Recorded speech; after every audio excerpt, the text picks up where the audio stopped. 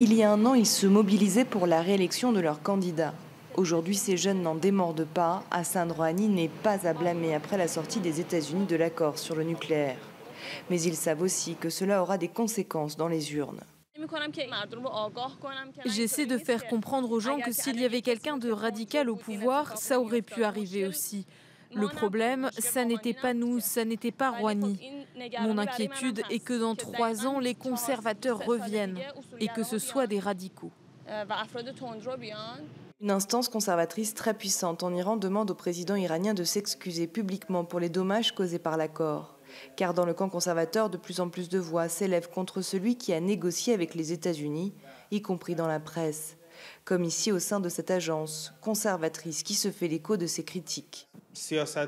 Sa politique aurait pu être bien meilleure que ça. Il ne fallait pas lier les affaires internes du pays à l'accord sur le nucléaire.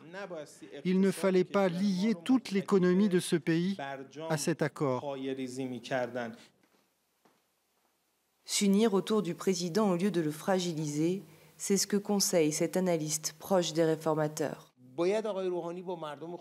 Hassan Rouhani doit parler avec plus de transparence à son peuple et dire à l'aile droite, à ceux qui sont aux commandes, aux guides, aux gardiens de la révolution et à tous les organes politiques que nous sommes tous dans le même bateau. Et si on fait un trou dans ce bateau, c'est toute la barque qui va couler. Hassan Rouhani et les réformateurs sont la dernière chance de la République islamique.